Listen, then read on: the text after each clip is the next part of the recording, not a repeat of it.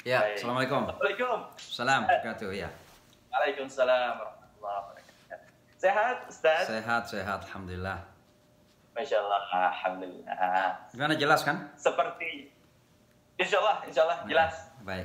Ustaz. Alhamdulillah, ya. Nah, sepertinya ini saya lihat nih ya, Ustaz sekarang juga cukup padat juga jadwal hari ini ya, Ustaz ya. Ya, ini baru selesai langsung Luar biasa. pindah. Baru selesai langsung pindah ini. Jadi nyambung, bersambung. Insya Allah. Iya, ya. Terima kasih nih Baik. Ustaz sudah berkenan bergabung bersama kami semuanya di Indonesia ini ya. Iya. Dan ya, dan ini teman-teman semuanya, Ustaz Imam Samsi Ali ini seperti yang tadi sudah saya sampaikan, beliau ini adalah ulama Islam dan imam di New York City di Amerika Serikat sana, teman-teman semuanya. Nah, Ustaz, ini menarik sih, Ustaz. Ini kan sekarang kondisi Ramadan gitu ya, kondisi Ramadan di sana, kemudian juga Pak Ustadz juga sekarang sedang membangun pondok pesantren, Iya. Insya Allah di Amerika sana bersama beramal jariah. Nah ini sedikit saya sampaikan juga mungkin Pak Ustadz, bahwa kita ini kan sekarang sedang live di Instagramnya Evermos, dan juga di Evermos ini merupakan platform aplikasi nih Pak Ustadz. Jadi Oh iya. untuk brand-brand muslim, kemudian untuk reseller-reseller muslim. Nah, kita pertemukanlah melalui sebuah aplikasi Evermos ini yang insya Allah tujuan kita, visi misi kita adalah membangun ekonomi umat. Jadi Alhamdulillah. bisa sambil dakwah, sambil ikhtiar juga, begitu kurang lebihnya Iya, Pak iya, Ustadz. iya. Alhamdulillah. Alhamdulillah. Seperti itu. Nah, Pak Ustadz, ini ada beberapa hal yang menarik tentunya, kondisi Ramadan di tengah pandemi di Amerika sana. Nah, kita ingin tahu lebih jauh lagi bagaimana kondisinya, dan juga seperti apa sih kondisi sekarang ini Pak Ustadz di sana. Monggo Pak Ustadz, saya persilahkan. Baik, Bismillahirrahmanirrahim. Sekali lagi, Assalamualaikum warahmatullahi wabarakatuh. Alhamdulillah, salatu wassalamu ala rasulillah wa ala alihi wa sahbihi ajma'in, amma ba'd. Jadi memang tahun ini memang menjadi tahun yang unik, ya. Saya memang kata unik, ya, bahkan mungkin tidak salah kalau saya mengatakan mungkin spesial, ya. Karena ketika sudah terjadi sesuatu pasti spesial kalau itu adalah menentukan. Dan kalau sesuatu sudah terjadi menjadi realita di hadapan mata kita, maka insya Allah kita anggap sesuatu yang spesial. Apakah kita faham maknanya atau tidak, biarlah Allah yang maha tahu. Tapi pastinya sesuatu yang sudah menjadi realita itu takdir, menjadi bagian dari qadarullah. Dan sesuatu yang sudah menjadi bagian dari takdir Allah itu pasti spesial bagi kita. Maka Alhamdulillah tahun ini kita diberikan spesial Ramadan, di tahun dimana kita sedang menghadapi tantangan musibah COVID-19. Dan itu menjadikan kemudian kita tidak bisa sholat jamaah tarawih, tidak bisa buka puasa bersama, tidak bisa kemudian i'tikaf bersama, bahkan kemungkinan tidak akan ada Idul Fitri. Nah ini insya Allah mudah-mudahan dengan takdir Allah juga menjadi sesuatu yang spesial untuk kita semua. Maka di Amerika Serikat, ya tidak terlalu jauh beda dengan Indonesia, kita juga banyak melaksanakan kegiatan-kegiatan ibadah kita di rumah-rumah masing-masing. Tapi sekali lagi itu tidak mengurangi komitmen ubudiyah kita kepada Allah Subhanahu wa Ta'ala. Memang Amerika sekarang ini menjadi center daripada epicenter, ya, musibah corona ini. Sampai 2 hari yang lalu, saya nggak sempat lihat kemarin atau tadi malam, sudah sekitar 76.000 orang yang meninggal dunia, dan hampir lebih sepertiga itu ada di negara bahagian New York, dan yang lebih banyak lagi di kota New York, kampung kami, ya, kota New York sini. Sehingga memang betul-betul mencekam, menakutkan, cukup mengkhawatirkan, ya. Tapi alhamdulillah bagi kita yang beriman tentunya kita berusaha semaksimal mungkin untuk mengambil segala langkah-langkah untuk memproteksi diri kita, menjaga diri kita, tapi sekaligus yang paling penting percaya penuh kepada Allah Subhanahu wa Ta'ala. Qul lam yusibana illa ma kataballahu lana. Tidak ada yang terjadi kepada kita kecuali karena memang diizinkan oleh Allah, telah ditentukan oleh Allah Subhanahu wa Ta'ala. Maka tawakal seperti ini menjadikan kita kuat menghadapi keadaan yang cukup mencekam dan menakutkan bagi banyak orang. Rumah-rumah sakit penuh, banyak yang meninggal dunia, kewalahan menangani orang-orang sakit. Sehingga ada orang yang sakit memang sudah sakit tapi kemudian harus disuruh tinggal di rumah. Karena memang selain tidak memungkinkan lagi di rumah sakit, juga ya diharapkan bahwa di rumah mungkin lebih, karena obatnya juga tidak ada sebenarnya. Jadi yang diterima di rumah sakit itu hanya kalau memang sudah betul-betul tidak bisa bernafas. Baru kemudian dibawa ke rumah sakit, dikasih ventilator, sementara ventilator juga kekurangan. Jadi banyak dokter yang meninggal dunia, banyak perawat yang meninggal dunia, bahkan jasad-jasad mayat itu banyak kemudian tidak bisa ditangani secara baik, maka ada penguburan-penguburan massal yang terjadi. Tapi alhamdulillah baik kami komunitas muslim, kami berusaha semaksimal mungkin menjadi tanggung jawab keislaman kami agar mayat-mayat muslim itu harus diproses dengan cara yang islami. Maka kita bekerja sama dengan funeral homes, ya, bisnis-bisnis penguburan yang ada dari kalangan umat Islam. Kita melakukan fundraising, penggalangan dana untuk membeli trailer truck, mobil truk pendingin, sehingga kalau tidak menampung di tempat-tempat ruang-ruang yang ada, disimpan di truk-truk dulu yang ada. Tapi ya gitulah keadaannya, alhamdulillah. Jadi dengan keadaan seperti ini kita memasuki bulan Ramadan, ya memang tidak mudah. Tapi saya kira banyak sekali hikmah-hikmah yang bisa kita explore, bisa kita dapatkan dalam percakapan kita nanti. Hikmah-hikmah apa saja. Tapi keadaannya alhamdulillah umat Islam baik-baik saja. Ada satu hikmah besar yang mungkin sebelum hikmah-hikmah yang lain kita bicarakan. Hikmah terbesar bagi kami umat Islam saat ini, dan itu yang selalu menjadi hikmah yang paling kami kedepankan, adalah bahwa ternyata setiap kali ada tantangan, ada kesulitan-kesulitan, pasti Allah membuka peluang-peluang dan kemudahan-kemudahan. Dan dalam konteks ini bagi kami adalah dakwah. Kami Muslim di Amerika ini, kalau kita sadar tentunya dengan keislaman kita, maka tidak ada yang paling penting di benak kami lebih daripada dakwah itu sendiri. Maka corona ini walaupun peristiwanya tidak ada hubungannya dengan Islam, tidak seperti peristiwa 9/11 dulu bahwa Islam betul-betul ya langsung dituduh, tapi kami justru menghubungkan antara corona dengan Islam. Kenapa? Karena ternyata bisa kita jadikan sebagai pintu dakwah. Kita mengatakan bahwa dengan corona ini ya Islam ternyata dari dulu sebenarnya memiliki solusi.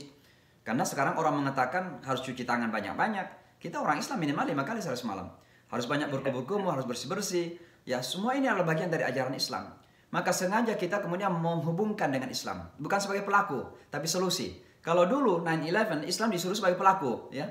Jadi bukan solusi. Nah sekarang kita tampilkan Islam dalam kaitannya dengan corona ini sebagai solusi.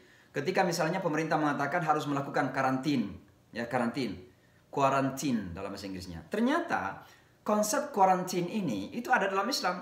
Kalau Anda sedang ada dalam sebuah kota yang ada musibah, jangan pernah keluar. Kalau Anda tahu di sebuah kota ada musibah atau ada calamity, ada wabah, jangan ke kota itu. Kan itu kan karantina sebenarnya yang disampaikan Rasulullah. Cuma nggak memakai bahasa karantin. Sekarang bahasa modernnya adalah karantin. Maka semua ini kemudian kita jadikan pintu-pintu dakwah untuk menyampaikan kebenaran Islam. Tapi lebih dari itu pun, kita sekarang ini justru proaktif untuk menampilkan bahwa Islam itu betul-betul adalah kebajikan dan kebaikan, rahmatan lil alamin. Maka masjid-masjid di kita ini ada yang membuka dapur-dapur umum, memasak masakan, kemudian makanan itu dibawa ke rumah-rumah sakit. Karena para dokter ini bekerja relatif hampir 24 jam. Tidak punya kesempatan untuk keluar membeli makanan. Maka tentu mereka memerlukan makanan, kita bawakan makanan dan sebagainya. Bukan cuma itu, kita menggalang dana untuk membeli bahan-bahan makanan pokok. Kemudian kita umumkan secara masif. Siapa saja yang membutuhkan bahan makanan pokok, alhamdulillah kita antarkan ke pintu-pintunya. Itu dilakukan oleh umat Islam. Bagi kami, selain memang karena ini adalah tanggung jawab sosial, di saat-saat banyak orang kesulitan, harus kita bantu. Tapi lebih dari itu ini adalah tanggung jawab dakwah kita. Tapi alhamdulillah di kota New York, pemerintah menyiapkan segala kebutuhan orang-orang yang membutuhkan. Bahkan di saat bulan Ramadan ini, setiap hari ada 500.000 paket makanan disiapkan halal ya untuk orang-orang yang membutuhkan. Jadi alhamdulillah inilah negara Amerika, ya, dengan kota New York khususnya, yang kita kenal sebagai negara yang kadang dianggap kurang bersahabat dengan Islam. Tapi alhamdulillah Islam kemudian semakin dikenal, Islam semakin mengambil tempat, Islam semakin dipandang sebagai sesuatu yang positif. Dan kita umat Islam harus berada di garda terdepan untuk menampilkan nilai-nilai positif dan wajah positif daripada Islam itu. Itulah sementara yang kami lakukan sekarang ini. Ya. Jadi memang kondisi di sana itu sekarang ada maksudnya kita membantu itu ya sudah tidak pandang agama lagi seperti itu mungkin. Ini jadi kesempatan yang paling baik gitu Ustaz ya untuk menunjukkan bahwa Islam itu ya memang rahmatan lil alamin gitu mungkin Ustaz ya. Iya, kalau terjemahan sederhana saya tentang Muslim itu artinya orang yang baik. Orang yang baik. Ya, jadi tidak perlu kita menjelaskan bahwa Muslim itu begini, panjang lebar. Ya sudah disimpulkan saja menjadi orang yang baik. Ya, a good man gitu loh. Jadi a good Muslim is a good man. Gitu kan. Apa terjemahan dari good itu ya? Saya kira semua nilai-nilai universal itu kan. Itu bersahabat, ya, menghormati orang, tidak nyakitin orang, suka membantu, mudah tersenyum, mudah bergaul. Kan semua hal seperti ini kan itulah good man kan begitu, ya. Maka pada saat seperti ini, kita tampilkan bahwa kita ini semua adalah insya Allah good Muslim, and a good Muslim is diterjemahkan dalam perilaku yang baik. Nah, salah satu perilaku kita adalah cepat tergerak untuk membantu orang. Apalagi di bulan Ramadan ini. Ini kan bulan memang seharusnya membangun kesadaran solidaritas kemanusiaan kita. Karena guru yang terbaik itu adalah pengalaman kita. Maka bulan Ramadan ini kan kita mengalami rasa lapar, ya, rasa dahaga. Saatnya kita merasakan bagaimana perihnya seorang ayah yang tukang beca itu, penghasilannya harian, ketika pulang ke keluarganya, tidak ada uang untuk membeli nasi misalnya. Sampai ke rumah, anaknya menangis kelaparan. Kira-kira bagaimana rasanya seorang ayah ketika itu? Ini kita harus bangun di bulan Ramadan itu. Maka kami melihat bahwa kesempatan ini adalah kesempatan untuk mendidik diri, membangun sikap solidaritas itu. Tapi lebih dari itu, sikap solidaritas ini kami kaitkan dengan tanggung jawab dakwah kami. Sehingga ketika kita membantu orang, insya Allah niatnya mudah-mudahan Allah membuka mata mereka. Bahwa minimal Islam itu jangan dicurigai lagi. Jangan dianggap bahwa Islam itu agama yang berbahaya. Jangan dianggap bahwa orang Islam itu datang untuk membawa mara bahaya bagi Amerika. Tapi justru Islam datang untuk membawa manfaat dan memberikan kontribusi positif kepada bangsa dan negara ini. Dan itu yang kami kedepankan. Dalam bentuk aksi tentunya, bukan ceramah-ceramah saja. Karena sering saya mengatakan begini. Dakwah dengan ceramah itu nggak lebih dari 20% saja. 20% saja.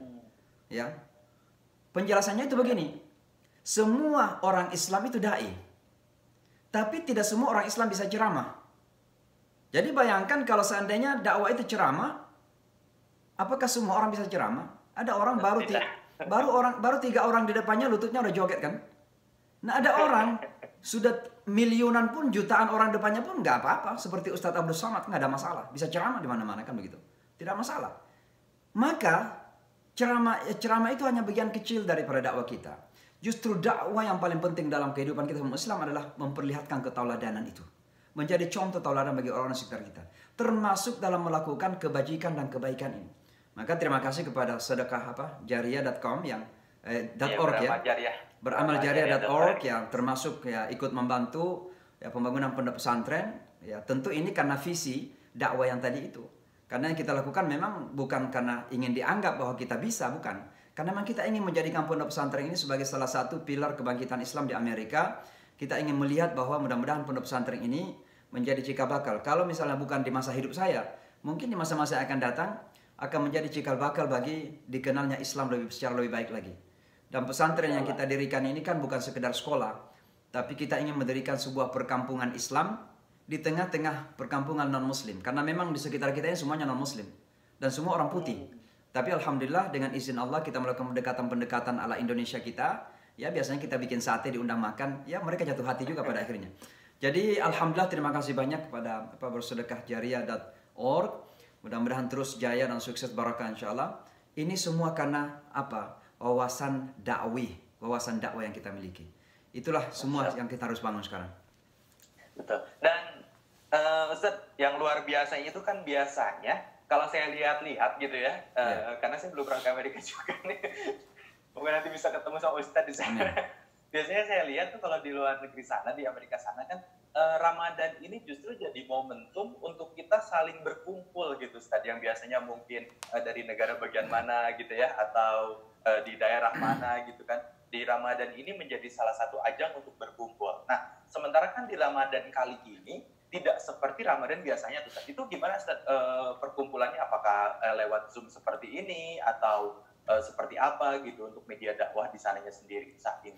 Iya, jadi ada beberapa kegiatan kita setiap bulan Ramadan, misalnya ceramah-ceramah, tarawih, ya termasuk Jumatan semuanya. Semua kita lakukan lewat digital sekarang, ya. Namanya virtual. Jadi virtual khutbah secara virtual. Jadi saya memberikan khutbah di masjid, dihadiri oleh hanya 2-3 orang saja. Muazzin, kemudian ada 2 makmum. Jadi tetap kita salat Jumat tapi jamaahnya hanya 3 orang saja. Lalu kemudian jamaah kita di rumah-rumah mendengarkan khutbahnya, kemudian mereka salat zuhur. Karena salat di rumah tidak bisa Jumatan. Ya, itu kita lakukan. Kemudian ceramah-ceramah di saat tarawih kita tetap lanjutkan. Saya ini setiap malam sekitar jam 9 malam baru selesai sebenarnya. Saya ada ceramah menjelaskan tentang setiap juz. 1 malam 1 juz kita jelaskan, introduction. pengenalan tentang juz 1, 2, 3 sampai malam ini juz ke-17 misalnya kita jelaskan. Nah ini semua diikuti oleh jemaah kita dari rumah-rumah, diikuti dan termasuk Indonesia walaupun saya bahasa Inggris, tapi ada juga dari Indonesia yang ikut nampaknya. Nggak tahu, mudah-mudahan semua paham karena ini dalam bahasa Inggris. Jadi semua sekarang melalui digital, melalui virtual. Nah, tapi saya kira ini semua kemudian salah satu hikmah besarnya adalah mengajarkan kepada kita umat Islam bahwa hubungan antara umat Islam itu bukan sekedar fisikal. Bukan sekedar ketemu secara fisik. Tapi yang paling penting adalah pertemuan batin. Kenapa? Karena hubungan antara orang Islam itu, antar individu orang Islam itu adalah apa yang disebut dengan ruhama. Muhammadur Rasulullah walladzina ma'ahu asyidda'u 'alal kuffar ruhama'u bainahum. Maka mereka itu ada kasih sayang di antara mereka. Kata ruhama berarti rahmah. Rahmah itu tempatnya di batin, di hati kita. Maka hubungan antara umat Islam itu bukan hubungan fisikal. Bukan hubungan interest ekonomi, bukan hubungan interest financial, bukan hubungan interest politik, bukan. Tapi hubungan interest keimanan hati kita yang ada di sini. Maka ini sekarang ini diuji. Bahwa walaupun saudara-saudara kita jauh dari rumah kita, tidak kita ketemu secara fisik, tapi hati kita tetap terikat. Ini kemudian ujian bagi umat Islam. Maka salah satu barangkali hal yang Allah ingin ingatkan kepada kita, mungkin selama ini we have taken it for granted. Kita ambil sebagai sebuah jaminan. Bahwa sudah ketemu, sudah saling tersenyum, padahal hatinya saling menjauh. Kadang kan kita assalamualaikum, tapi nggak ikhlas juga sebenarnya. Nah sekarang yang kita diuji nih, kita nggak ketemu salim-salam begitu, tapi apakah hati kita saling merindukan sebagai saudara, seikhwah, ikhwatul mu'minan, innamal mu'minuna ikhwah itu. Nah ini kan betul-betul Allah mengingatkan kita bahwa sekarang kita harus belajar untuk membangun ukhuwah yang sejati. Dan ukhuwah yang sejati itu tidak dibangun di atas kepentingan apapun kecuali di atas kepentingan iman dan nurani kita yang sama-sama diikat dengan kedekatan kita kepada Allah Subhanahu wa taala. Itulah yang sekarang kita lakukan selama bulan Ramadan dengan keadaan yang unik, yang spesial yang saya istilahkan tadi itu. Masya Allah Ustaz. Nah, yang menarik seperti ini Ustaz. Jadi sekarang ini kan yang tadi Ustaz sampaikan itu kita harus membangun ukhuwah gitu kan. Apalagi sekarang mungkin ya di negara mayoritas mayoritas Muslim di Indonesia ini itu kan terjadi physical distancing juga nih Ustaz. Yeah. Sementara mungkin dari biasanya kita itu diingatkannya itu adalah lewat Ramadan gitu, dengan ceramah-ceramah di setiap malamnya gitu kan dan lain sebagainya. Tapi sekarang kan agak terbatas nih Ustaz. Nah, sekarang ini pertanyaannya adalah bagaimana cara kita tetap menumbuhkan ukhuwah Islamiyah itu ya untuk kebersamaan ini walaupun tidak harus bertemu gitu Ustaz. Karena kan biasanya kita memang harus bertemu baru kita ngobrol santai, ngobrol enak gitu. Tapi kan sekarang kita nggak ketemu, bagaimana cara untuk menimbulkan bahwa kita ini memang satu saudara gitu. Bahwa di saat kita kesulitan sekalipun kita harus mendoakan orang lain, mendoakan saudara-saudara kita yang mungkin jauh bahkan di Amerika sana, bahkan di belahan dunia yang lainnya. Itu bagaimana tuh Ustaz menumbuhkan rasa saling persaudaraan yang erat gitu Ustaz. Ya itu yang satu yang saya sebutkan tadi. Bahwa kita harus sadari hubungan kita ini, hubungan ukhuwah kita itu tidak berdasarkan kepada kepentingan fisikal, material, finansial, ekonomi, politik, apapun. Tapi memang murni diikat oleh ikatan hati yang didasarkan kepada keimanan yang sama. Nah, selama ini mungkin hubungan ukhuwah kita ini kan taken for granted. Artinya seolah-olah sudah jaminan. Ya memang begitu kita bertemu ya sebagai saudara. Akhirnya nilai itu kita kira kurang rasakan. Artinya begini. Makan rendang itu enak. Ya. Tapi kalau makan rendang setiap hari kan menjadi biasa-biasa saja. Ya biasa ya. Biasa-biasa. Bahkan mungkin ada masa-masa sudah jenuh gitu. Ya begitulah dunia kita. Sama juga selama ini ketika kita membangun ukhuwah, persahabatan. Kemudian kita ketemunya itu sudah menjadi rutin seperti itu. Akhirnya menjadi biasa-biasa saja. Ya, tidak terasa istimewa lah, spesial seperti itu.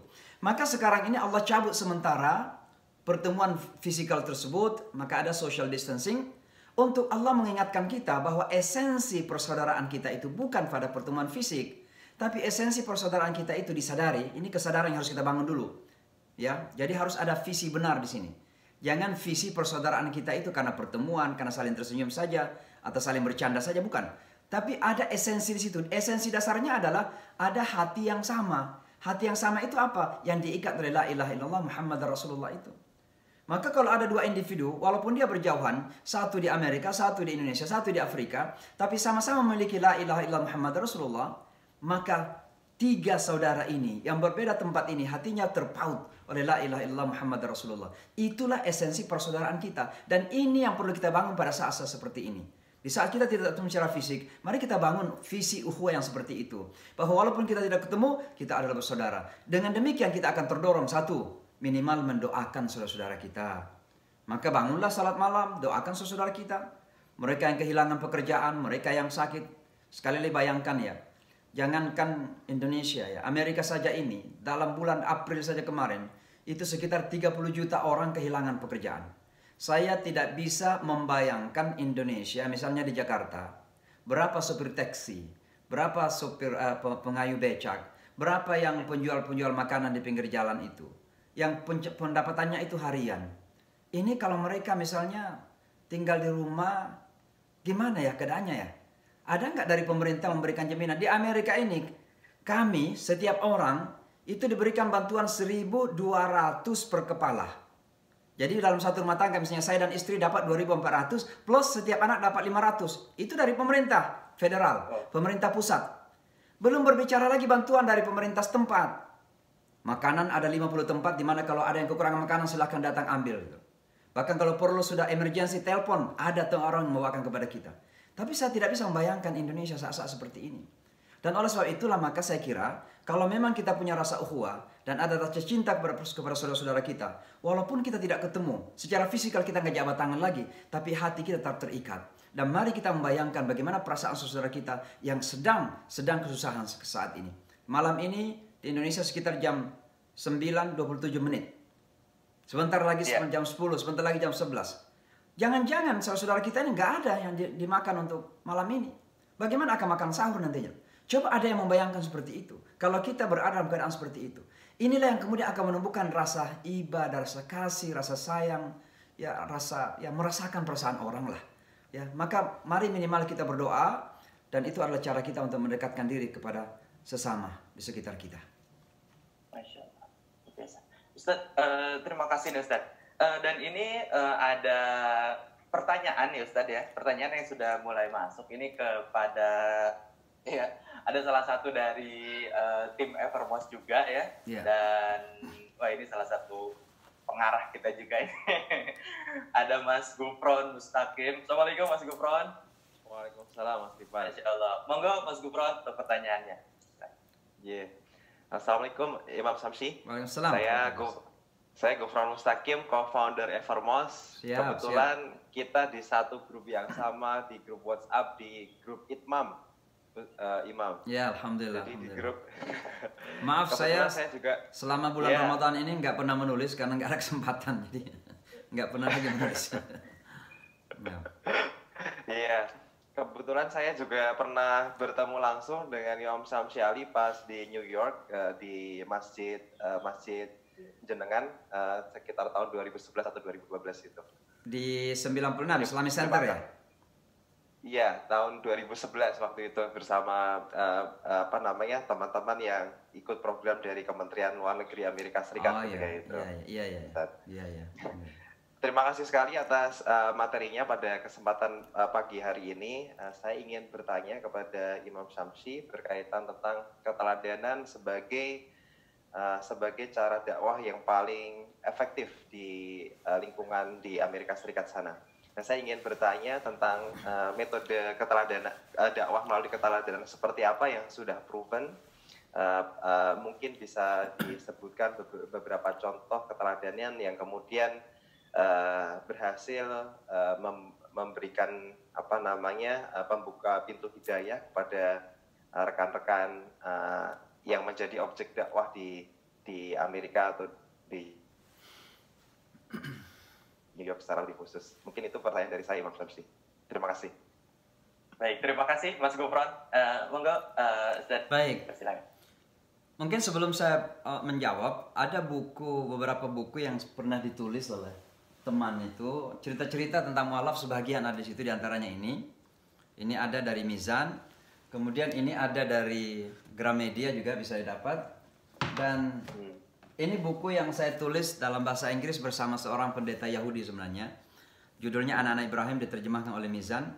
Juga ada cerita-cerita mengenai mualaf sebagian kecil. tapi yang banyak ada di sini. Jadi kalau berbicara tentang ketauladanan, memang saya yakin ya, tidak saja, dan itu yang penting tentunya dari informasi Qur'ani, ayat-ayat Al-Quran selalu membicarakan tentang pentingnya ketauladanan. Qul hadhihi sabili wa man ahsanu qawlan mimman da'a ila Allah wa amila salihan wa qala innani minal muslimin. Adakah kata-kata yang lebih baik daripada siapa yang mengajak kepada jalan Allah dan beramal, wa amila salihan dulu, baru waqala, baru berkata gitu. Jadi sebelum perkataan, yang pertama adalah amal dulu, ada karya dulu, ada ketauladanan, situ yang ditekankan. Maka memang Al-Quran dalam hal dakwah ini menekankan pentingnya ketauladanan. Lalu kami kemudian menemukan bukti-bukti pengalaman itu. Saya kasih contoh ya, ada beberapa cerita sebenarnya sering saya sampaikan di mana-mana dan bisa didapatkan di YouTube yang selalu sudah saya sampaikan kalau saya sempat ke Indonesia. Salah satu di antaranya kan saya setelah 9/11 ini kebetulan diminta oleh wali kota New York ya, dan pemerintah Amerika secara umum sebenarnya untuk menjadi perwakilan Islam ya dalam banyak sekali kegiatan-kegiatan, termasuk bertemu dengan Presiden Bush ketika itu. Bahkan saya beberapa kali diundang ke White House ketemu dengan Presiden Bush mewakili agama Islam. Ya, bahkan sempat dijuluki sebuah julukan yang saya tidak perlu terlalu bangga, karena sebuah julukan yang saya sebenarnya mempertanyakan, karena dijuluki sebagai the face of moderate Islam, wajah moderasi Islam. Ya, tapi saya tidak terlalu bangga dengan itu, karena saya tidak ingin Islam ini dibagi-bagi, Islam moderat, Islam radikal. Islam itu semua moderat insya Allah. Cuma orang kadang menuduh macam-macam lah. Ya, jadi intinya adalah saya memang dilibatkan oleh banyak kegiatan oleh pemerintah kota maupun Amerika untuk banyak mengikuti kegiatan mewakili komunitas Muslim. Lah, tapi salah satu di antaranya itu saya kemudian diminta menjadi imam di masjid yang Pak Gufran dulu datang ke situ bersama dengan teman-teman. Itu masjid rayanya kota New York, masjid terbesarnya kira-kira begitu. Nah, ketika saya menjadi imam di situ, saya mendirikan sebuah kelas khusus namanya Islamic Forum for Non-Muslims. Forum Islam untuk non-Muslims. Ya. Ada banyak kegiatan-kegiatan yang saya lakukan, melakukan dialog antaragama, melakukan komunikasi dekat dengan pemerintah sempat. Tapi salah satunya adalah mendirikan kelas khusus untuk mu'alaf, untuk non-Muslims. Itu luar biasa. Kita mendirikan ini pas setelah 9/11. Ini nggak mudah. Di saat-saat orang Amerika curiga, marah, menuduh Islam sebagai agama teror, sekarang kita ajak datang untuk berdialog mengenai Islam. Bisa membayangkan gimana kira-kira cara ngomongnya kepada kita yang dianggap sebagai perwakilan teror kan begitu. Maka alhamdulillah ternyata banyak juga orang Amerika yang datang memang ingin belajar Islam. Ada yang sungguh-sungguh. Karena orang Amerika itu sebenarnya adalah orang-orang yang cukup santun, bersahabat. Mereka itu cukup friendly lah, kira-kira demikian. Ya. Tapi individual, ya individualistik. Maka ada yang datang serius belajar Islam. Alhamdulillah baru saya mengatakan, ya ini tanpa ada tendensi untuk terlalu bangga, ya, apalagi angkuh. Ada ratusan lah orang yang masuk Islam di kelas itu. Banyak sekali yang masuk Islam, alhamdulillah. Tapi kemudian ada juga yang datang memang cari-cari kesalahan. Ya, datang pura-pura mendengar, ya serius nampak tapi mencatat. Kenapa? Satu kesalahan yang keluar dari mulut kita di dunia keterbukaan media ini akan menjadi 1000 kesalahan. Ya, mereka bisa manipulasi. Gitu. Maka betul-betul kita harus berhati-hati. Ini saya ingatkan diri saya dan kita semua para ustadz khususnya para penceramah, kalau menyampaikan Islam ini, kalau berceramah mengenai Islam ini, mari kita memilih komunikasi yang pas dan tepat. Ya, sebab menyampaikan kebenaran dan komunikasi yang salah akan disalahfahami. Benar saja belum tentu dibenarkan. Benar saja bisa disalahkan. Apalagi memang salah kan begitu. Ya, maka ada orang yang datang pura-pura mencatat, pura-pura serius, tapi sebenarnya mencari-cari kesalahan. Ya, saya dapat ada beberapa di antaranya. Tiba-tiba ada yang menulis tentang saya di internet begini, macam-macam tulisannya.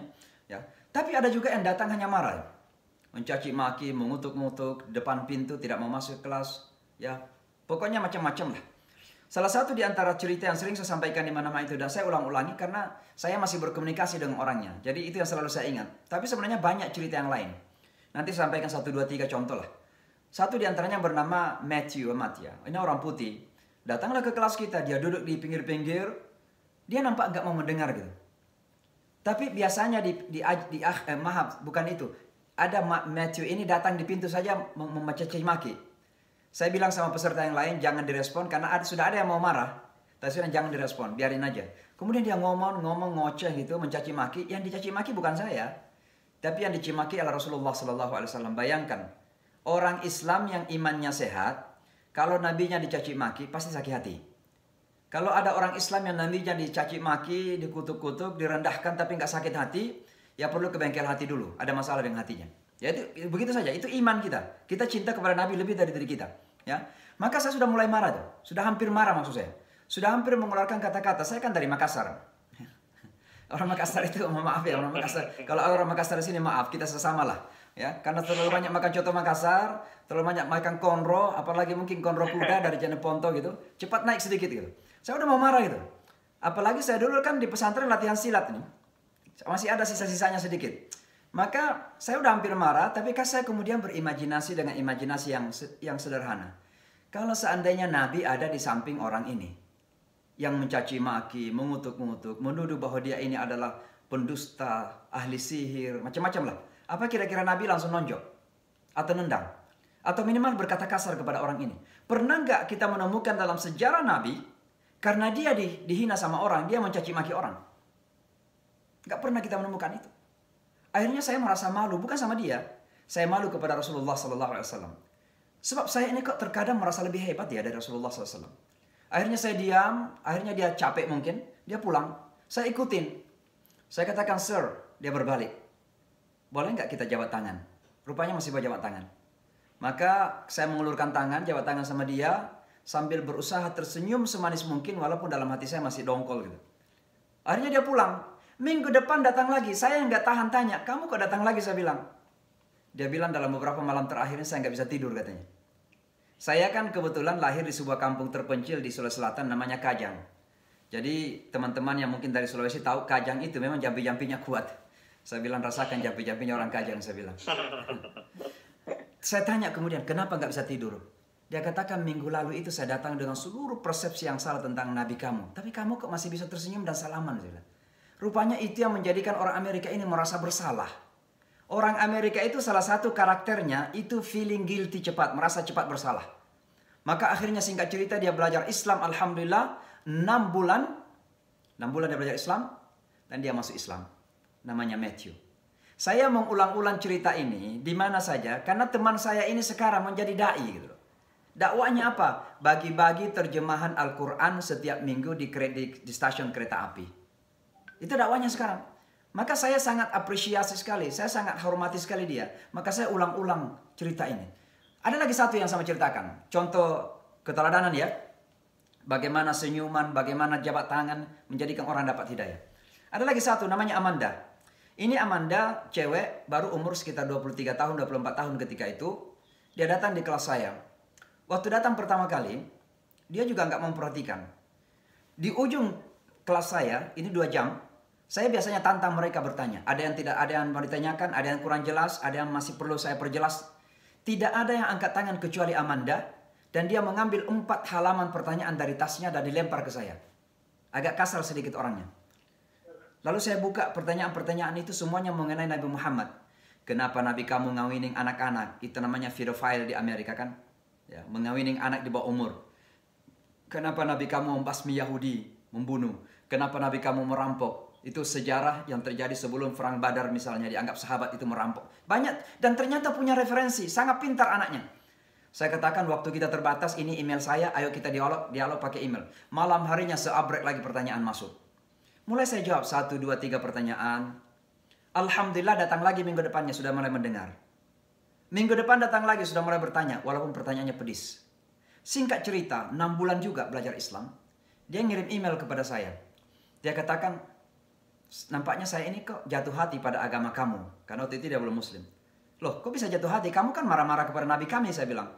Dia katakan, because you are a good salesman. Karena kamu juru jual yang baik. Saya katakan, saya bukan juru jual.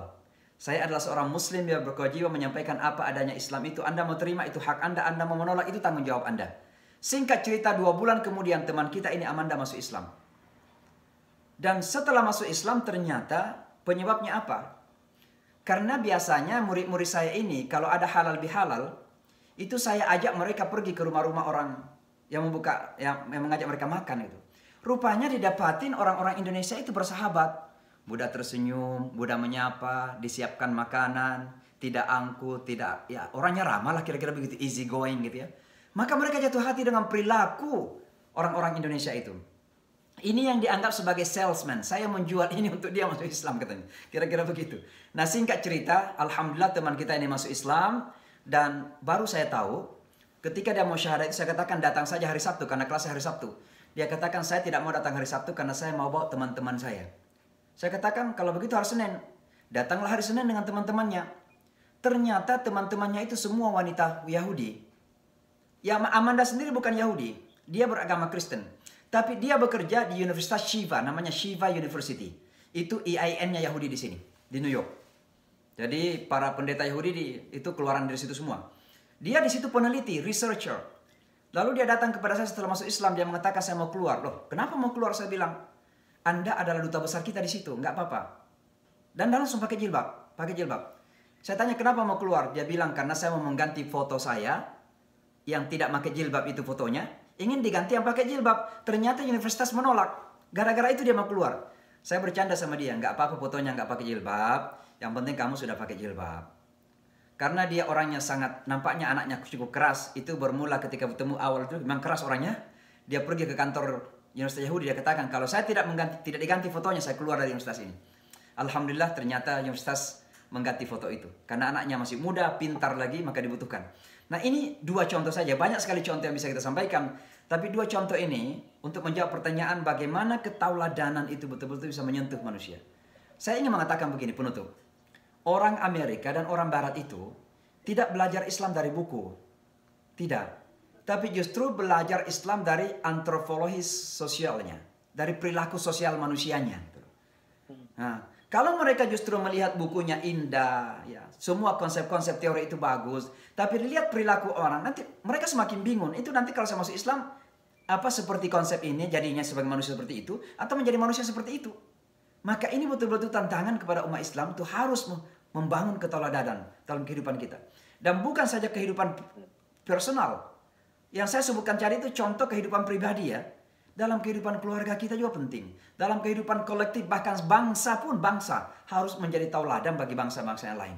Itu yang dimaksud dengan kuntum khaira ummatin ukhrijat linnas. Adanya kata khair itu adalah karena ukhrijat linnas ta'muruna bil ma'ruf wa tanhauna 'anil munkar. Kata ta'muruna bil ma'ruf wa tanhauna 'anil munkar tidak akan bisa terjadi kalau kita tidak berusaha menjadi khair ummah. Dalam arti menjadi tauladan di tengah-tengah masyarakat lain.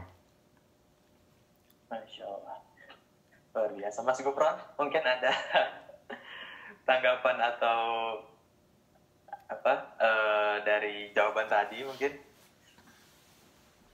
Ataukah cukup, Mas Gufron? Insya Allah luar biasa. Terima kasih sekali Imam Syamsi.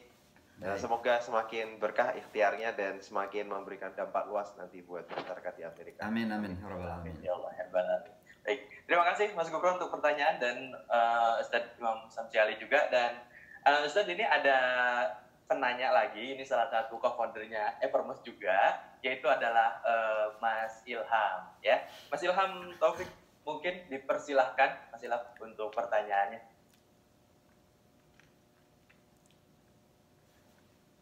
Masih menunggu di unmute sepertinya. Mangga Mas Ilham.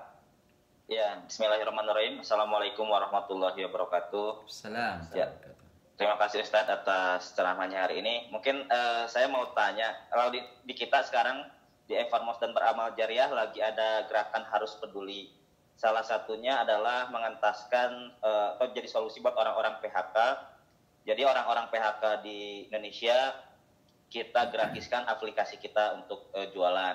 Karena sebenarnya normalnya biasanya kita nge-charge pendaftaran itu. Nah, di Amerika sendiri seperti apa untuk mengentaskan masalah PHK ini? Gerakan apa yang dilakukan biar jadi inspirasi kita untuk dieksekusi di Indonesia? Mungkin gitu aja Ustadz, terima kasih.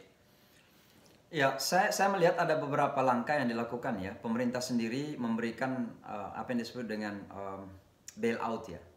Bailout atau subsidi lah.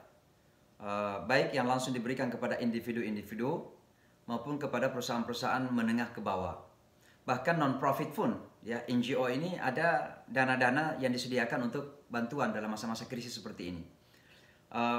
Kemudian ada juga bantuan khusus dari kota bagi perusahaan-perusahaan yang memang ingin tetap lanjut berkegiatan tapi melakukan kegiatan sosial.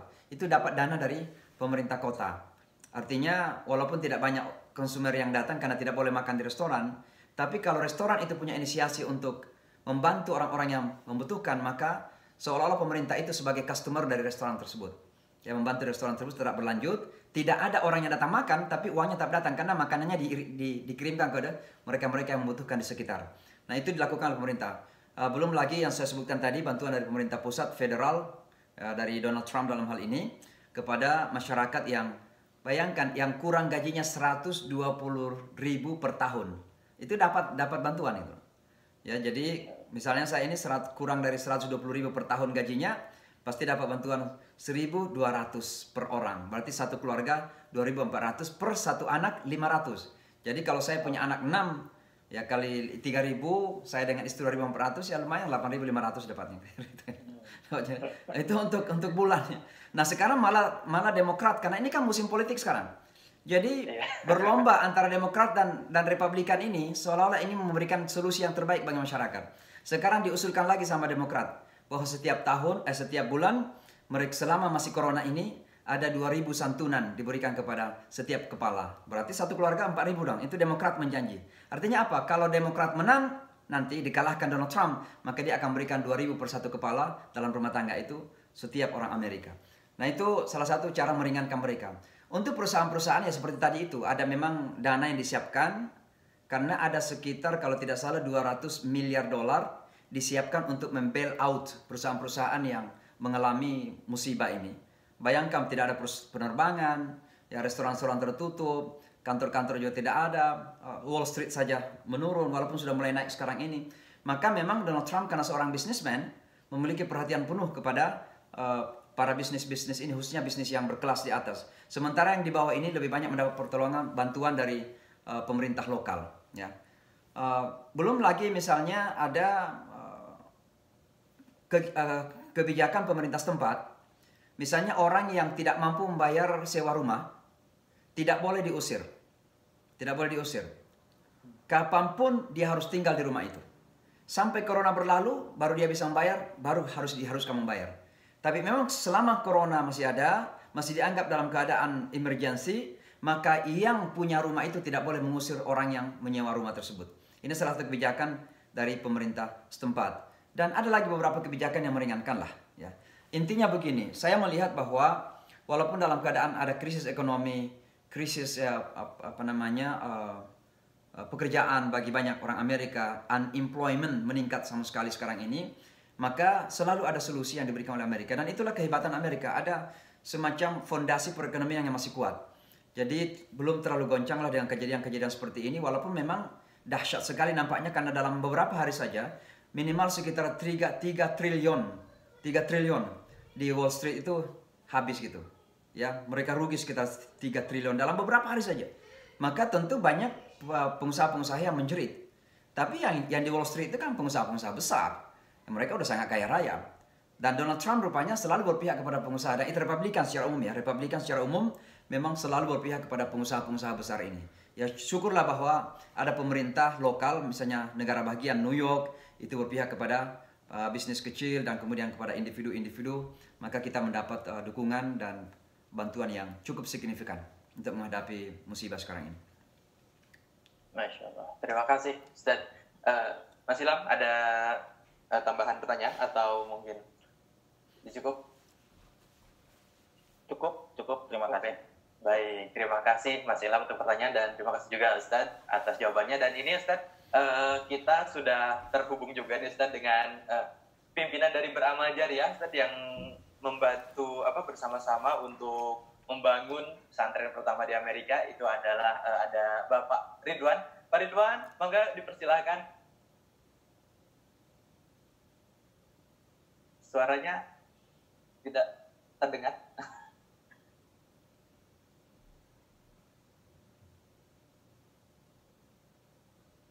Masih belum terdengar sepertinya. Kalau saya sih belum. Atau mungkin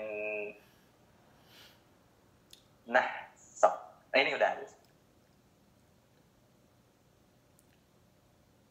masih nggak kena. Masih nggak ada Pak Ridwan.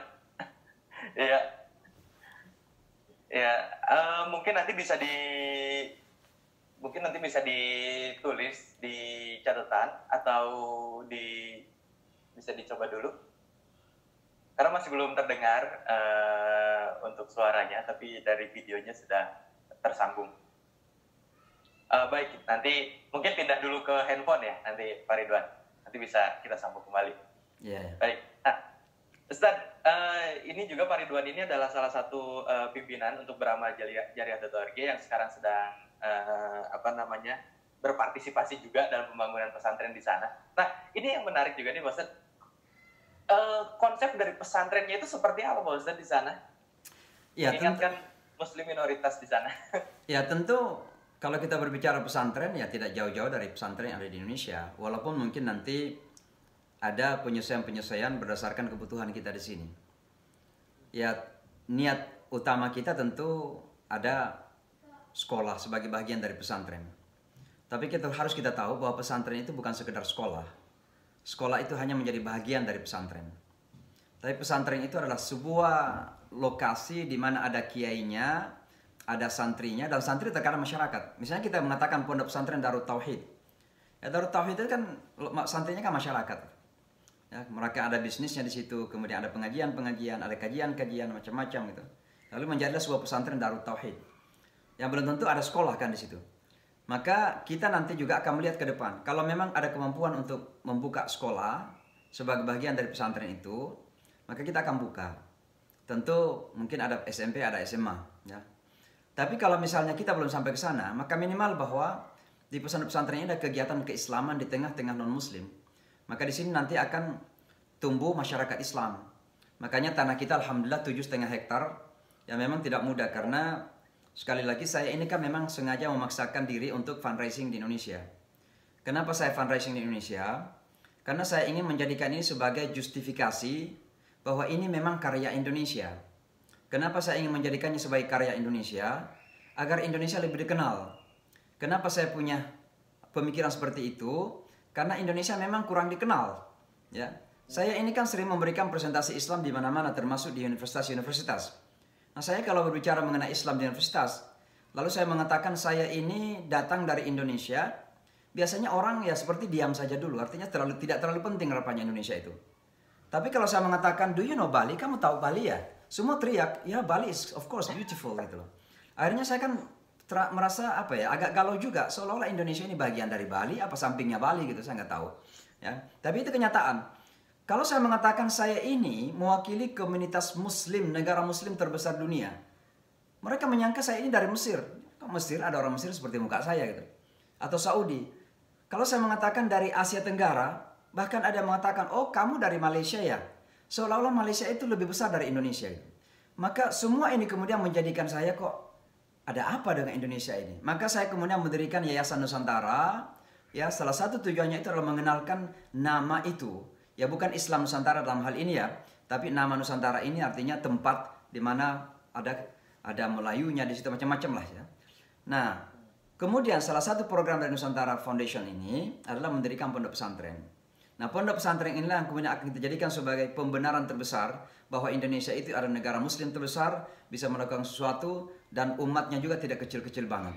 Jadi jangan setiap ada proyek besar di mana-mana itu adalah Saudi, Qatar, ya Emirat, ya kapan Indonesia? Memangnya Indonesia ini miskin-miskin betul? Ya memang banyak orang miskin, tapi uang yang berkeliaran di Indonesia itu banyak. Kalau saya bisa membuktikan itu ketika musim politik, ya. Satu kandidat untuk jadi bupati saja bisa 30 M gitu. Itu 30 M kami di sini bisa mendirikan 2 gedung. Kalau 30 M mungkin gajinya bupati itu nggak kembali juga dalam masa 5 tahun kan gitu. Tapi itu memang kenyataan. Uang sebagian dikasih ke partai politik, sebagian dipakai untuk kampanye. Berarti uang itu banyak. Maka saya sengaja kemudian melakukan fundraising Indonesia agar ya bisa menjadi pembenaran bahwa ini memang milik Indonesia, bukan milik orang lain. Nah, walaupun memang masalahnya sebesar apapun yang kita kumpulkan di Indonesia, ternyata kalau didolarkan itu jadi kecil banget gitu. Nah ini tantangan tentunya. Tapi saya nggak ada masalah ya. Yang penting kita berkahnya saja. Kita lanjut saja terus, kita berjalan terus gitu. Insya Allah. Insya Allah. Nah jadi buat teman-teman semua yang sekarang sedang menyaksikan live kita di Instagram ataupun di YouTube dan Facebook, sekarang kalau mau berdonasi atau membantu ya kita sama-sama nih membangun pesantren pertama di Amerika, silahkan ya di aplikasi Evermost sudah ada yang kerjasama antara Nusantara Foundation dengan Beramal Jariah. Nah sekarang kita pun sudah terhubung kembali Ustaz dengan Pak Ridwan ya. Pak Ridwan, mangga dipersilakan Pak Ridwan. Ya, Assalamualaikum Ustaz. Assalamualaikum warahmatullahi wabarakatuh. Kabar Pak Ridwan? Alhamdulillah udah kedengar suaranya ya. Ya udah, Insyaallah udah. jelas sekarang. Ya, Alhamdulillah. Pertama yang saya ingin menyampaikan terima kasih. Terima kasih pertama adalah untuk Nusantara Foundation yang sudah memberikan kesempatan untuk sahabat beramal jariah ya, yang sehingga kita bisa terlibat dalam pembangunan pesantren di Amerika. Kemudian kedua, terima kasih saya karena antum sudah meluangkan waktu untuk memberikan kajian di Ramadan ini, dan ini merupakan untuk beramal jariah ini, Ramadan ini merupakan Ramadan kedua.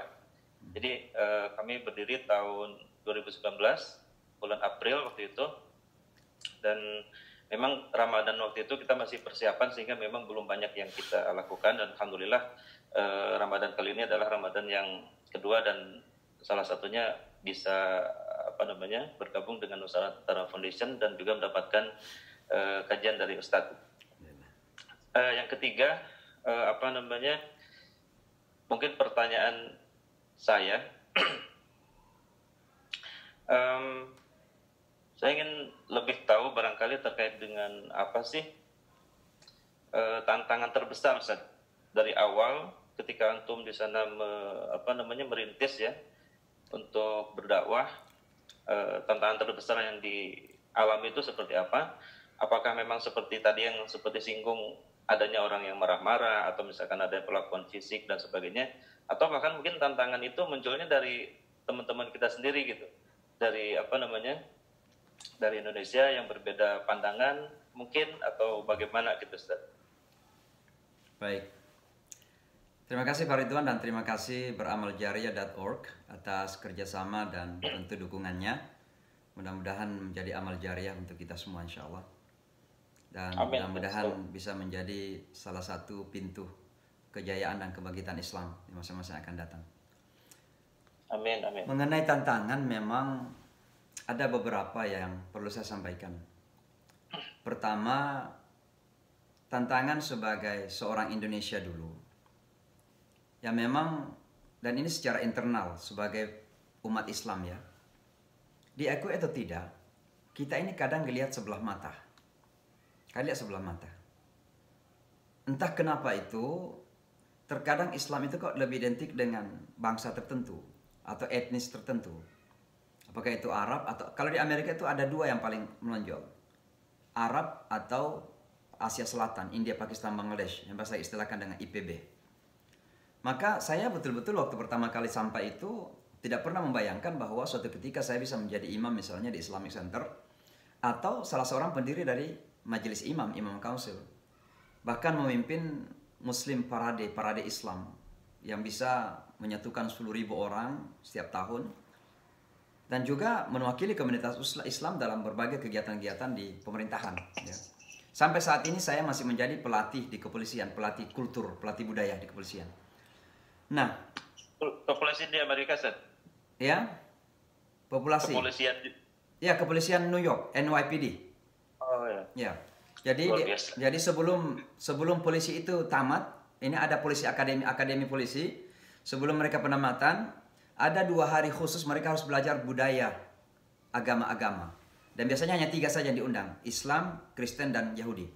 Untuk mengajar mereka bagaimana berinteraksi dengan orang-orang Islam, dengan orang Yahudi, orang-orang Kristen, dan sebagainya. Jadi mereka harus pelajari semua itu. Nah, saya kebetulan pelatih di situ. Dan itu bukan gratis ya, kita digaji oleh wanita itu. Ya, saya akui di situ. Nah, kembali kepada tadi, entah kenapa kemudian saya tidak menyangka, karena memang kita merasakan bahwa kita ini minoritas. Jadi orang Indonesia di Amerika minoritas asal-usulnya, bandingkan misalnya dengan Bangladesh. Ya, sekarang ini alhamdulillah misalnya saya memimpin Jamaica Muslim Center, itu adalah masjid dengan komunitas terbesar. Jadi kalau kita beridul fitri, idul adha, itu puluhan ribu jamaah kita. Sekitar puluhan ribu di lapangan ya. Nah, banyaknya Bangladesh, Pakistan. Karena kebetulan saya tamat di Pakistan, bisa berbahasa Urdu. Awalnya juga tidak mudah. Salah satu tantangan yang saya temukan ketika itu, kok janggut saya nggak ada gitu. Orang Pakistan kalau imam itu kan harus janggutnya ke dada gitu. Nah ini kalau seorang imam ini kok janggutnya nggak ada. Jadi itu tantangan tersendiri itu. Tapi alhamdulillah Ketika mereka mendengarkan kita baca Quran, kita mendengarkan kita ceramah, ya mereka juga jatuh hati akhirnya. Dan bukan cuma itu ya, sampai sekarang ini saya sampai disponsori pertama kali. Saya dulu sampai di Amerika ini pakai visa diplomat karena saya diundang oleh Duta Besar Indonesia ke PBB. Jadi visa saya itu diplomat, namanya G1. Ya seolah-olah saya ini pegawai untuk diplomat. Ya.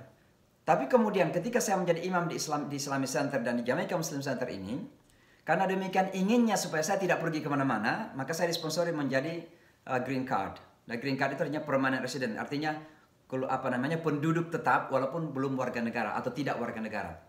Nah, singkat cerita, tantangannya memang kita dianggap sebelah mata.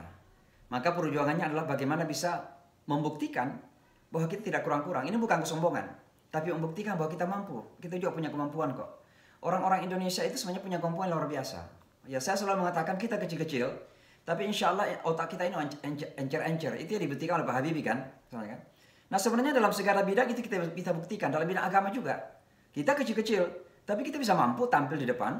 Ketika 9/11 terjadi dan saya masih ingat ini hari kedua setelah 9/11. Hari Selasa terjadi, hari Rabu ada konferensi pers. Semua televisi, radio, televisi, surat kabar. Bayangkan itu ratusan di hadapan mata kita dengan sorotan kamera itu.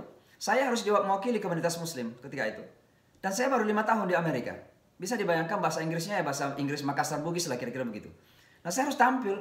Tapi karena saya merasa bahwa saya ini mewakili komunitas muslim, bangsa muslim terbesar dunia, saya harus tampil dengan percaya diri. Akhirnya saya tampil tidak membawa konsep, tidak menulis gitu. Karena memang dadakan, malamnya dikasih tahu, besoknya udah jadi. Maka saya tidak membawa konsep, saya langsung ngomong saja. Saya pun tidak tahu apa yang saya sampaikan. Sedemikian gugupnya barangkali. Tapi setelah selesai acara itu saya tanya kepada teman saya, what did I say? Apa yang saya bilang tadi? Dia katakan, you said everything's good. Kamu menyampaikan semua baik-baik saja katanya. Padahal saya sendiri lupa, saking gugupnya saya lupa gitu. Karena baru pertama kali tampil di depan media semua itu kamera. Tapi alhamdulillah dengan perasaan bahwa kita mewakili bangsa muslim terbesar dunia harus percaya diri. Demikian waktu ketemu dengan Presiden Bush, bayangkan. Presiden Bush, presiden superpower, negara superpower, datang ketemu dengan seorang muslim yang ditulis sebagai perwakilan teror gitu. Ini gimana rasanya kira-kira gitu. Tapi alhamdulillah kita merasa mewakili Indonesia, negara muslim terbesar. Maka yang pertama saya harus hadapi adalah menghadapi kenyataan bahwa terkadang kita dipandang enteng sesama muslim. Itu pertama. Yang kedua, masih berbicara secara internal, terkadang inisiasi yang kita lakukan, usaha-usaha yang kita lakukan, ini terkadang kemudian tidak dipahami oleh teman-teman. Khususnya di luar Amerika. Misalnya saya membangun komunikasi dengan masyarakat Kristen, dengan masyarakat Hindu, Buddha, bahkan dengan masyarakat Yahudi. Orang tidak paham kenapa saya melakukan itu. Ini buku yang saya tulis ini anak-anak Ibrahim, bahasa aslinya Sons of Abraham. Hal-hal yang membedakan dan menyatukan Yahudi dan Muslim. Ditulis bersama seorang pendeta Yahudi yang ortodoks. Saya awalnya ketemu sama dia itu tidak sengaja.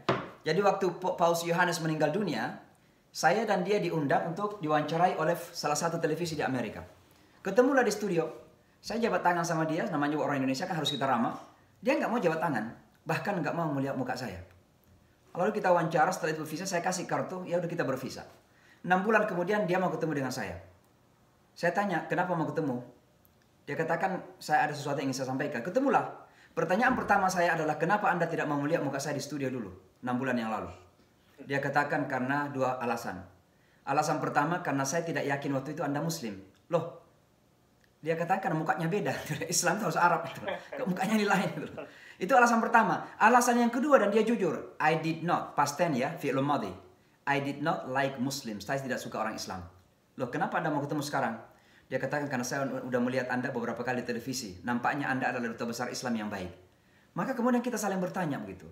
Akhirnya setelah kita berdialog, ternyata terlalu banyak persamaan-persamaan antara Yahudi dan Islam secara agama. Bukan secara politik yang terjadi di Timur Tengah, secara agama saja. Konsep ketuhanan, konsep makanan, konsep nubuat, walaupun mereka tidak percaya Isa dan Muhammad, tapi mereka percaya kepada nubuat, percaya kepada kitab suci, mereka tidak makan babi misalnya. Ada kesamaan-kesamaan lah, kira-kira begitu. Akhirnya kita mengatakan, loh kenapa kok kita nampaknya yang paling saling membenci? Saya jujur saja mengatakan, ya gara-gara Palestina saya bilang. Tapi dia mengatakan, memangnya kita harus hidup hanya dengan Palestina saja. Memangnya nggak ada lagi aspek-aspek kehidupan yang lain gitu. Akhirnya kita sepakat untuk melakukan dialog. Bagaimana yang kita lakukan? Pertama kali, saya mengumpulkan imam 25 orang dia mengumpulkan rabi Yahudi 25 orang. Bertemulah kita di pagi hari di sinagog dia. Ketika kita bertemu pertama kali, orang Islam dan Yahudi ini seolah-olah udah nggak ada permasalahan lain di dunia ini kecuali Palestina dan Israel. Kita bertengkar itu. Dari jam 9 sampai jam 12. Setelah zuhur kita pindah ke masjid saya di 96 itu. Yang Pak siapa tadi, ke teman kita pernah datang itu. Kita di sana lanjutkan pertemuan. Akhirnya saya intervensi. Saya katakan sama Rabi ini, gimana kalau kita intervensi? Dia tanya, maksudnya apa? Coba kamu tanya kepada teman-teman kamu dan saya tanya kepada teman-teman kita pertanyaan yang sama. Apa itu? Tanya kepada teman kamu, mau perang atau mau damai? Sama teman-teman saya juga, saya akan tanya, perang atau damai? Ternyata dua-duanya mengatakan kita mau damai gitu. Ya, akhirnya saya berdua berdiri dan mengatakan we have seen the promised land. Kita sudah melihat pulau idaman itu, artinya perdamaian kira-kira begitu. Tinggal kita mencari cara gimana caranya untuk sampai kepada pulau perdamaian itu. Nah, maksud saya adalah begini. Terkadang teman-teman kita di luar ini tidak paham betul apa maksudnya. Saya melihat bahwa masyarakat Yahudi itu di Amerika masyarakat yang terkuat walaupun minoritas, hanya 5 juta. Orang Islam itu 14 juta sekarang. Jauh lebih banyak, lebih dari 23, dua kali lipat. Tapi mereka yang mengontrol ekonomi, mereka punya lobby yang kuat di Kongres, mereka bisa mengontrol kebijakan pemerintah, dan lain sebagainya. Bank-bank besar mereka semua kuasai. Wall Street mereka ada pedagang-pedagang yang hebat. Banyak investasi yang mereka punya, dan lain sebagainya. Maka saya mendekati mereka itu karena suara mereka didengar. Artinya apa? Kalau sampai suatu saat kita mendapat tantangan, lalu mereka yang menyuarakan suara kita didengar. Dan itu terbukti. Saya kasih satu contoh saja. Banyak contoh sebenarnya. Satu contoh yang paling dekat. Waktu tahun 2017 yang lalu kan Donald Trump ingin melarang orang Islam masuk Amerika kan. Namanya Muslims Ban. Dimulai dari 6 negara itu. Ya Suriah, Irak, Iran dan sebagainya. Saya waktu itu kemudian melakukan demonstrasi besar-besaran. Dan yang hadir itu 90% non-Muslims. Temanya apa? Today I'm a Muslim too. Hari ini saya juga Muslim. Artinya apa? Anda mau melarang orang Islam, larang dulu saya. Anda mau menentang orang Islam, tentang dulu saya. Itulah hasil daripada dialog-dialog yang kita bangun selama ini. Sementara teman-teman di luar selalu menyangka bahwa dialog antar agama itu menyamakan agama. Tidak ada orang yang kalau tahu agamanya, mau agamanya disamakan dengan agama lain. Katolik aja nggak mau disamakan dengan Islam. Sebab Katolik kalau disamakan dengan Islam berarti direndahkan dan Tuhannya mereka, Nabi Isa. Kita cuma Nabi kok. Berarti seolah-olah kita merendahkan Tuhan mereka kan. Pasti orang Katolik nggak mau kalau dikatakan Katolik sama orang Islam. Kenapa kita orang Islam mau menyamakan Islam dengan semua agama? Maka dialog antar agama itu bukan menyamakan Islam. Itu adalah mencari sebuah platform, sebuah pijakan bersama yang bisa kita kerjasamakan dan tidak menghalangi keimanan kita lakukan bersama. Karena kehidupan ini adalah kehidupan kemanusiaan kita bersama. Itu yang kami lakukan. Tapi banyak teman-teman kemudian di Indonesia mengeritik bahwa itu sudah imannya sudah kuat, tidak ikut lagi kepada Nabi, macam-macam kira-kira begitu. Ya, jadi itu yang terjadi.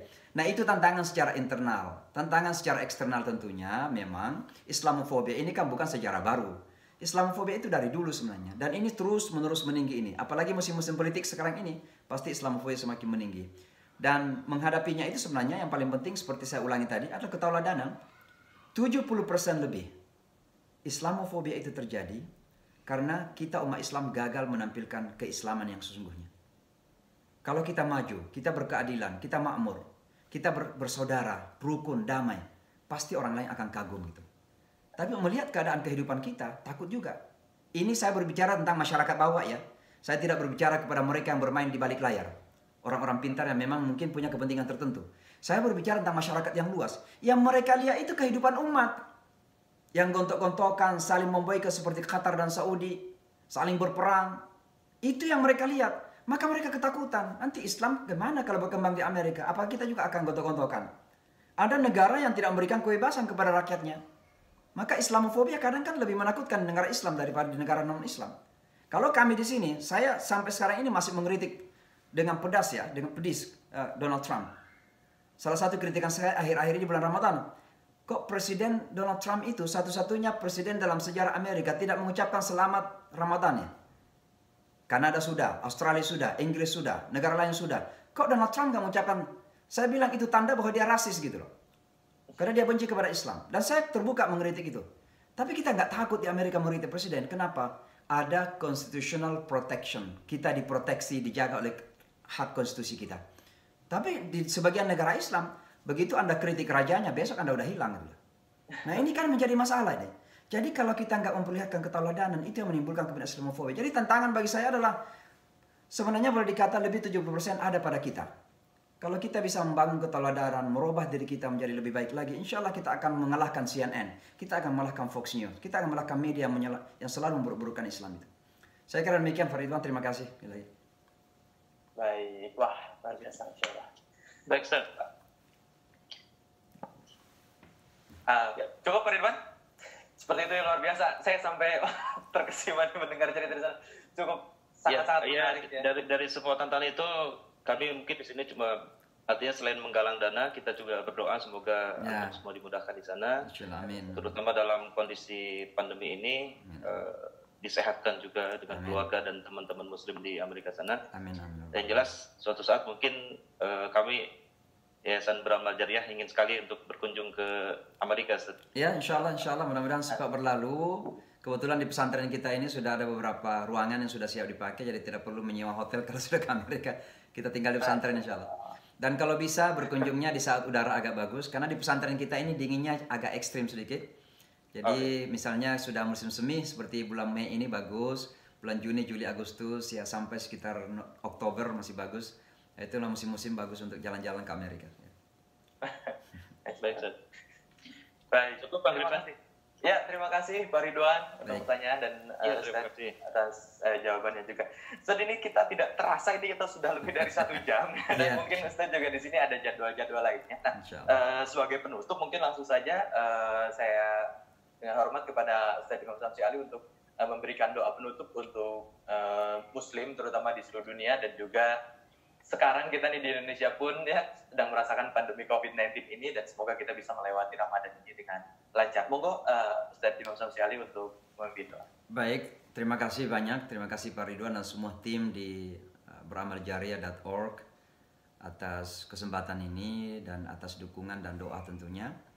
Mudah-mudahan Allah Subhanahu wa taala menerima amal ibadah kita semua, khususnya di bulan Ramadan ini. Mudah-mudahan kita dikuatkan, mudah-mudahan kesalahan dan dosa-dosa kita diampuni. Dan tentunya yang terpenting kita doakan saudara-saudara kita yang mungkin dalam keadaan diuji sakit, apakah itu di rumah sakit atau di rumah. Ada salah seorang warga kita ini, saya baru mendapat berita bahwa orang Indonesia, orang Padang, itu sekitar 5% lagi bisa bertahan. Jadi kita doakan secara khusus beliau, mudah-mudahan Allah meringankan apapun yang Allah kehendaki yang terbaik bagi beliau. Kita doakan semua yang sakit. Ada beberapa warga Indonesia sekarang ini di rumah sakit, dan ada bahkan 3 orang yang sudah 3 mingguan ini koma. Kita doakan ya kena COVID, karantina, corona. Kita doakan semualah yang sedang dicuji oleh Allah, dan kita semuanya diuji oleh Allah Subhanahu wa taala, mudah-mudahan dimudahkan, dan kita yang masih merasa sehat dan insyaallah sehat terus, mudah-mudahan dijaga oleh Allah Subhanahu wa taala. Allahumma ya rabbana lakal hamd wa lakal syukru kama yanbaghi li jalali wajhikal karim wa 'azimi sultanik. Allahumma rabbana zalamna anfusana wa illam taghfir lana wa tarhamna lanakunanna minal khasirin. La ilaha illa anta subhanaka inni kuntu minadh dhalimin. La ilaha illa anta subhanak inni kuntu minadh dhalimin. La ilaha illa anta subhanak inni kuntu minadh dhalimin. Allahumma inna nas'aluka ridhaka wal jannah wa na'udzubika min sakhatika wan nar. Allahumma innaka 'afuwun karimun tuhibbul 'afwa fa'fu 'anna ya karim. Rabbana atina min ladunka rahmah wa hayyi' lana min amrina rashada. Rabbana atina fid dunya hasanah wa fil akhirati hasanah wa qina 'adzaban nar. Taqabbal minna innaka antas samiul 'alim wa tub 'alaina innaka antat tawwabur rahim. وصلى الله تعالى وبارك على نبينا محمد وعلى آله وصحبه أجمعين. سبحان ربك رب العزة عما يصفون وسلام على المرسلين والحمد لله رب العالمين. الحمد لله. Terima kasih Ustaz Imam Samsi Ali atas doanya, dan terima kasih juga telah berkenan bergabung bersama kami di sini, dan insya Allah ini semua menjadi kebaikan untuk kita semua. Dan kita doakan juga Imam Samsi Ali beserta Nusantara Foundation dan juga tim di sana diberikan kelancaran untuk tetap bisa mensyiarkan agama Allah di Amin. Baik, kalau gitu kita mungkin akan tutup saja, Ustaz. Terima kasih untuk kebersamaannya sekali lagi kepada Ustaz Imam Samsi Ali atas waktunya, dan juga kepada teman-teman semuanya. Semoga hari ini puasanya lancar, dan terima kasih. Saya Rifan Karlianto pamit. Assalamualaikum warahmatullahi wabarakatuh. Assalamualaikum warahmatullahi wabarakatuh.